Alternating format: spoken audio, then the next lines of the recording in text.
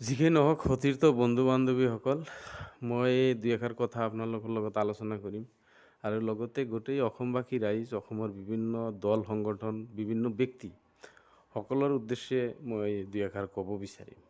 আজি ১ তাৰিখৰ পৰা আমাৰ অঞ্জলি কৰ্মচাৰীসকলে আন্দোলন কৰি আছে।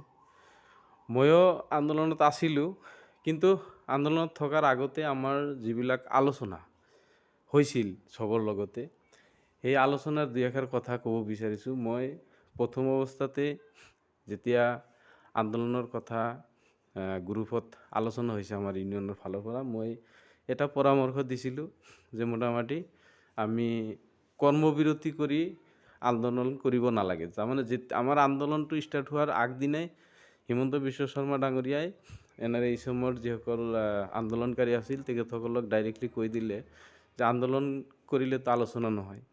লগে লগে মই এই মেছেজটো আমাৰ গ্ৰুপবিলাকত শ্বেয়াৰ কৰিলোঁ যে এনে একটা ভইচ মেছেজ বনাই যে আমি আন্দোলন কৰিম যিহেতু ১ তাৰিখৰ পৰা, আৰু ইতিমধ্যে অধিৱেশনো শেষ হ'ল। লাষ্ট যিটো অধিৱেশন সেইটো শেষ হোৱাৰ পিছত আমি কৰ্মবিৰতি আন্দোলন কৰি যেহেতু আমাৰ মুখ্যমন্ত্ৰী ডাঙৰীয়াই কৰ্মবিৰতিটো ভাল নাপায়, এনে আন্দোলন কৰিলোঁ, এতিয়া চাকৰিৰ জাগাটো এৰি দি পেলাই আমি এই সৰু সুৰা চাকৰিজীৱীসকলে আন্দোলন নকৰাটোই ভাল, এনেকৈ মই মোৰ মত পোষণ কৰিলোঁ। কিন্তু বেছি সংখ্যক মানুহে বা হয়তো যিসকলে মাতে অলপ চলপ তেখেতসকলে ডাইৰেক্টলি নাকচ কৰিলে, নহয় তেনেকুৱা নহয়, আমি মোটামুটি কৰ্মবিৰতি কৰিম। এনেকি গোটেই মানুহকেইজনক মোৰ ভইচটো শুনিবলৈও নিদিলে, তাৰ আগতে মোক বিভিন্ন ফালৰ পৰা ফ'ৰ্চ কৰি সেই মেছেজটো ডিলিট কৰালে। এতিয়া কথা হ'ল, তাৰ আগতে মই আমাৰ অসমত 2টা ইউনিয়ন আছে, মই কৈছিলোঁ যে আৰু এটা ইউনিয়ন যে আছে তেখেতসকলৰ লগতো কথা পাতক, কথা পাতি আমাৰ সমস্যাখিনি দুজনৰে যাতে এটাই সমস্যা হয় আৰু মেমৰেণ্ডাম যেন একেখন হয় তেনেকুৱা এটা আমি কথা পাতোঁ। সেইটোতেও কোনো ব্যক্তিয়ে গুৰুত্ব নিদিলে। তাৰপিছতো মই যিহেতু মই চেণ্ট্ৰেল কমিটিৰ এনে কোনো বিষয় বাবদ নাই, কিবা পাকচক্ৰত পেলাই মোক মানে চেণ্ট্ৰেল কমিটিত কোনো পদত ৰখা নাই, গতিকে মই কেৱল ডিষ্ট্ৰিক্টৰ খবৰটোহে অকণমান জানো। চেণ্ট্ৰেল কমিটিত যিসকল ব্যক্তিক আমাৰ ডিষ্ট্ৰিক্ট কমিটিৰ পৰা বা বৰাকবেলিৰ পৰা সোমোৱা হৈছিল, সেইসকল ব্যক্তি কিছুমান কথা আমাৰ পৰা আন্ধাৰত ৰাখিছে। সেই কথাবিলাক হ'ল, আমাৰ বৰ্তমানৰ যিখন ইউনিয়ন, এই ইউনিয়নৰ কমচে কম 7-8জন উচ্চ পদস্থ ইউনিয়নৰ বিষয়ববীয়া, যিসকল ভাইচ প্ৰেছিডেণ্ট, যিসকল আপোনাৰ ৱৰ্কিং ছেক্ৰেটাৰী, ৱৰ্কিং প্ৰেছিডেণ্ট, উপদেষ্টা, এনেকুৱা ধৰণৰ পদৰ কমচে কম 7-8জন মানুহ আমাৰ এই আন্দোলনৰ সমৰ্থনত নাই। এই কথাটো তেখেতসকলে গোপনে ৰাখিছে। মই এই কথাবিলাক নাজানো, কাৰণ মইতো চেণ্ট্ৰেল কমিটিত নাই। মই এনে এটা সময়ত চেণ্ট্ৰেল কমিটিৰ মানুহৰ লগত ওতঃপ্ৰোত জড়িত থকাৰ কাৰণে মই এই কথাটো যেতিয়া মই আন্দোলনত সোমাই গ'লোঁ ১ তাৰিখৰ পৰা 2 এদিন যেতিয়া আন্দোলনত গ'লোঁ, যোৱাৰ পিছত মই দেখিবলৈ পালোঁ যে মই যিসকল ব্যক্তিৰ লগত এটা সময়ত ইউনিয়ন কৰিছিলোঁ সেই ব্যক্তিসকল নাই। তেতিয়া মই এদিন দুদিন তথাপিও আন্দোলনত 2 এষাৰ বক্তব্য দিলোঁ আৰু সেই মানুহবিলাকৰ লগত অকণমান যোগাযোগ কৰাৰ চেষ্টা কৰিলোঁ। যোগাযোগ কৰি দেখা পালোঁ কমচে কম 7-8জন আমাৰ ওপৰ মহলৰ চেণ্ট্ৰেল কমিটিৰ ব্যক্তি এই আন্দোলনৰ লগত নাই। তেতিয়া মই কি কৰিম, উপায় নাই। ইপিনেতো আন্দোলন কৰিম, কিন্তু আন্দোলনৰ যিটো ফৰ্মুলা, এই ফৰ্মুলাটো মই প্ৰথমৰ পৰাই মানা কৰি আছোঁ। তাৰপিছতো তেখেতসকলে নেমানিলে।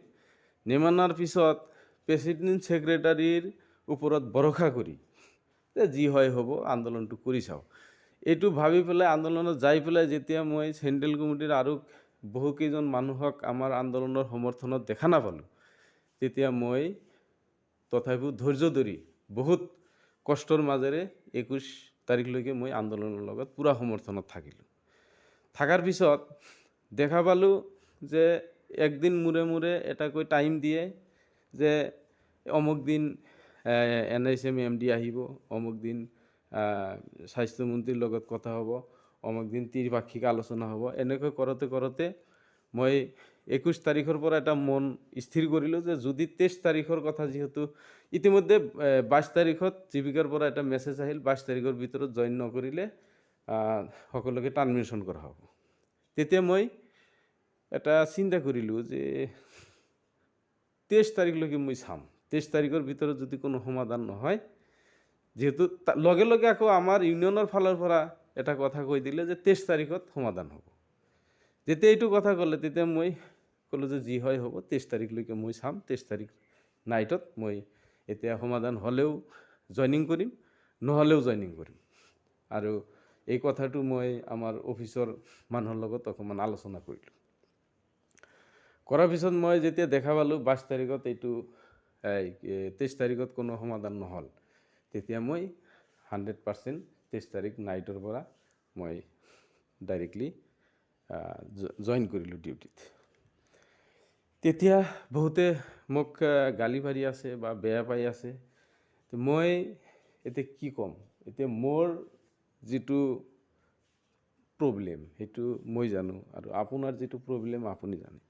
তো মই এতিয়া ডিউটিত জইন কৰি এটা কথাই ক'ব পাৰোঁ যে আমি সকলোকে আহ্বান কৰোঁ, যিসকল টাৰ্মিনেশ্যন হৈছে, যিসকল টাৰ্মিনেশ্যন হোৱা নাই, আমাৰ প্ৰেচিডেণ্ট ছেক্ৰেটাৰী যিসকল আন্দোলন চলাই লৈ গৈ আছে, তেখেতসকলক অনুৰোধ কৰোঁ আপোনালোকে মোটামুটি 30 তাৰিখৰ আগত যিহেতু এটা নোটিছ দিছে, সকলোৱে জইন কৰাৰ কাৰণে চেষ্টা কৰক।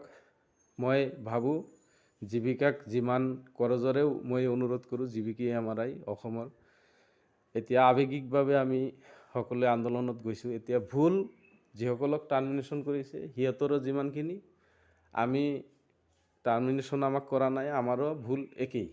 গতিকে মই ৰিকুৱেষ্ট কৰোঁ, 2 হাত জোৰি ৰিকুৱেষ্ট কৰোঁ, যদি কোনোবাই 30 তাৰিখৰ আগত কোনোবা EMT বা পাইলট টাৰ্মিনেশ্যন হোৱা এই আন্দোলনৰ কাৰণে যদি কোনোবাই জইন কৰিব বিচাৰে, মই আপোনালোকক কৰজোৰে অনুৰোধ কৰোঁ, মই জইন কৰিছোঁ হিচাপে আপোনালোকে তেখেতৰ পৰা এতিয়া যি আপোনালোকৰ ফৰ্মেলিটি আছে, ফৰ্মেলিটিখিনি মানি পেলাই তেখেতসকলক জইনিং দিব বুলি মই আপোনালোকক ৰিকুৱেষ্ট কৰিছোঁ। আৰু 2 নম্বৰ হ'ল, মই অসমৰ সকলো দল সংগঠন,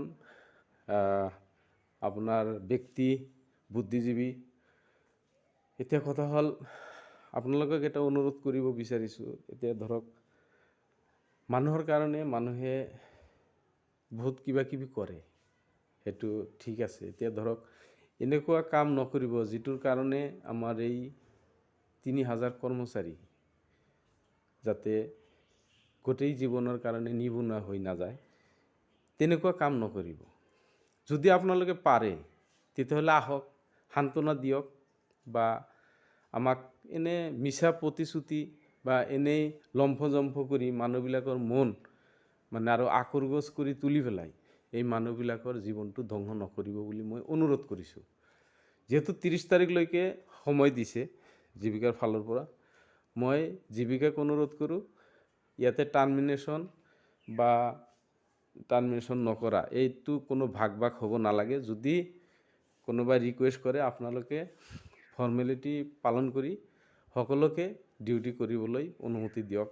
এইখিনি মোৰ কৰজোৰে জীৱিকাৰ ওচৰত আবেদন। ধন্যবাদ।